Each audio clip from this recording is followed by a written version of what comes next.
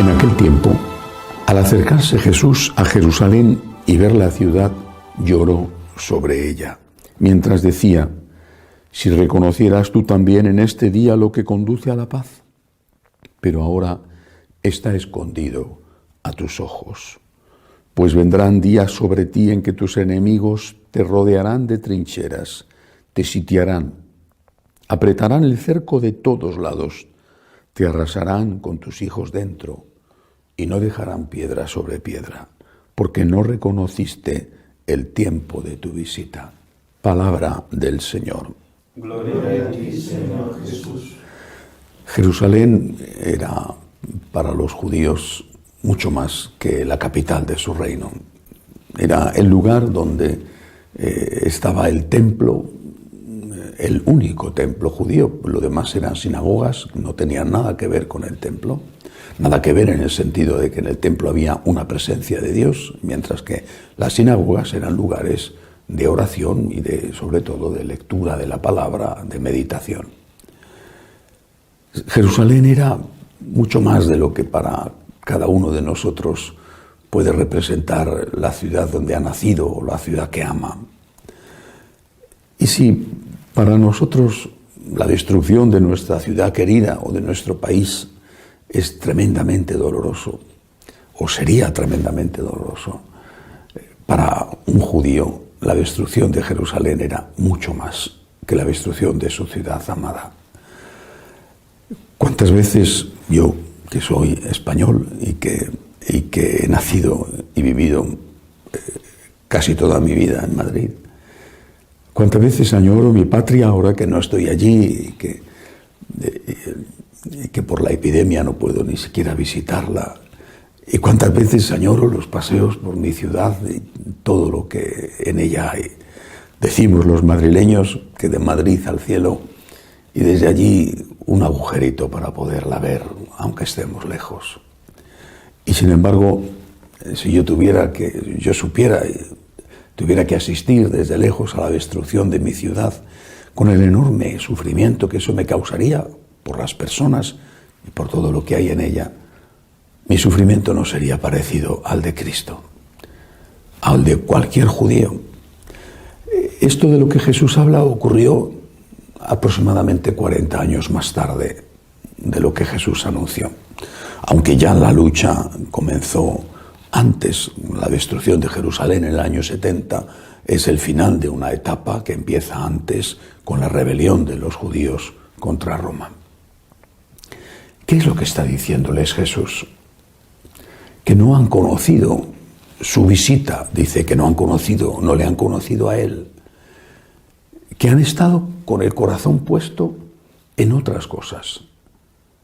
No solamente que no se han dejado purificar por los nuevos mandamientos del Señor, que no se han dejado purificar de su ley antigua, quitando aquellas cosas que se habían adherido con el paso de los siglos, pero que no eran la voluntad de Dios. Por ejemplo, el riguroso precepto del sábado o la marginación de la mujer. No solo eso, también que estaban con la mente, con el corazón, con las fuerzas y a veces con la sangre, pendientes de una causa política. Una causa que no era mala.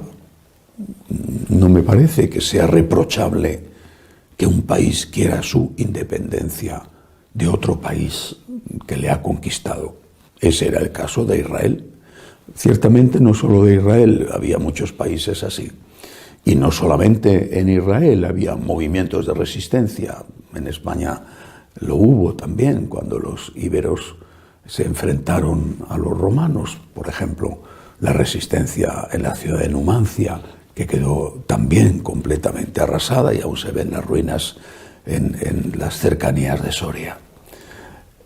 Es legítima la resistencia contra el invasor, pero ¿a costa de qué? ¿De sangre? ¿A costa de violencia? El pueblo de Israel estaba para otra cosa. Había sido elegido por Dios para otra cosa, había sido propiedad de Dios, consagrado a Dios para otra cosa, para llevar al mundo entero el mensaje no solo de la existencia de Dios, sino de cómo era el Dios que existía y de cómo había que tratar a ese Dios con respeto y sobre todo después de la venida de Jesús con amor.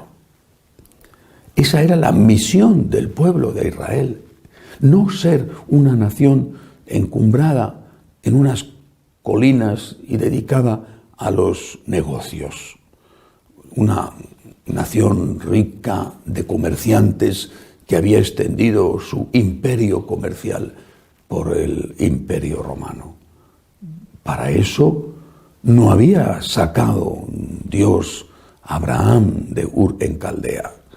Para eso no les había liberado de Egipto. Para eso no les había hecho volver de la esclavitud de Babilonia. El designio de Dios para Israel era muchísimo más que ser una pequeña nación influyente por su gran capacidad para los negocios. La misión de Israel era, lo decimos con nuestros términos, la evangelización. Lo mismo tiene que ser para nosotros. La evangelización es nuestra misión, es nuestro objetivo en la vida, el primer objetivo en la vida. ¿Por qué? Porque hablar de Dios, enseñar quién es Dios, enseñar a amar a Dios, es traer la paz, ofrecer la paz, dar la paz. Lo dice Jesús, empieza con eso precisamente el tema de hoy. Si reconocieras tú también en este día lo que conduce a la paz, pero ahora está escondido a tus ojos. Nosotros no lloramos por Jerusalén o no lloramos por nuestras ciudades, aunque no sabemos lo que ocurrirá, ciertamente. Siempre hay temores a guerras. Pero lloramos, por ejemplo, por nuestros seres queridos. ¿Cuántos padres lloran por sus hijos? Pero no porque estén enfermos o no hayan triunfado o estén en la droga, que también puede ocurrir. Lloran por sus hijos porque han perdido la fe. Y los ven darse golpes en la vida, hacerse daño. Incluso aunque triunfen, aunque les vaya bien algunas cosas, porque son inteligentes y hasta son buenas personas. Pero ¿cuántos matrimonios están ya rotos? ¿Y de qué manera están siendo educados los hijos de esos matrimonios? Qué dolor para un padre, para una madre, católicos, que saben lo que ha supuesto Cristo en su vida. Cómo en sus momentos de dificultad la fe les sostuvo, les orientó, evitó que hicieran cosas terribles que les habrían hecho muchísimo daño y fueron capaces de convivir con la pobreza, con las penalidades, incluso con las guerras. Fueron capaces de soportar tanto porque tenían a Cristo y en Cristo encontraron, repito, la fuerza y la luz. Mis padres vivieron una guerra espantosa y vieron atrocidades horribles. Vivieron una guerra civil en su país, cada uno en un sitio. Mi padre en Madrid, mi madre en Toledo. Vivieron situaciones horrorosas, pasaron hambre, pero tenían a Cristo. Los jóvenes de hoy, y no solo los jóvenes, tantos hoy, no conocen ni de lejos, hablo de mi país ciertamente, no de Venezuela, pero no conocen ni de lejos lo que tuvieron que sufrir sus abuelos, ni de lejos, aunque haya problemas, no se parece en nada a aquello. Y sin embargo, no tienen fuerzas para afrontar los problemas de su vida, que son pequeños comparados con los que tuvieron que afrontar sus mayores. Y aquellos vencieron.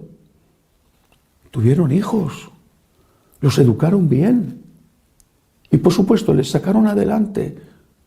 Se levantaban a trabajar dando gracias a Dios porque tenían trabajo, aunque el trabajo fuera mal pagado.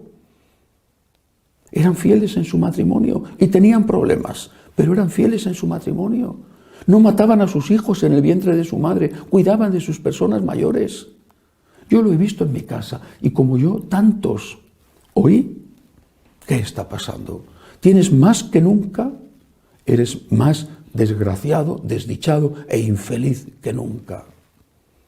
Esta es la Jerusalén por la que nosotros lloramos. Una Jerusalén que, como aquella sobre la que lloró Jesús, ha puesto su corazón en otra cosa. Y es capaz de matar para conseguir eso. Matar al bebé, matar al anciano, pero también matar porque no da limosna y no ayuda al pobre que está muriendo de hambre. Es capaz de matar, es capaz de ir a la guerra, porque no ha puesto en Dios su corazón y no sabe dónde está la paz. Cristo lloró por Jerusalén y nosotros lloramos por nuestras ciudades, por nuestros países y sobre todo por nuestras familias.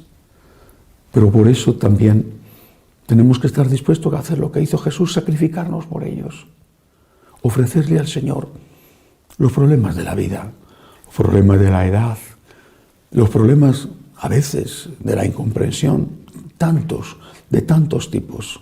Señor, lo acepto por amor a ti y te lo ofrezco por mis hijos, por mi país, por esa persona que está sufriendo. Tócale tú el corazón, que se dé cuenta, Señor, de dónde está la fuente de la paz, que solamente está en ti. No desesperemos.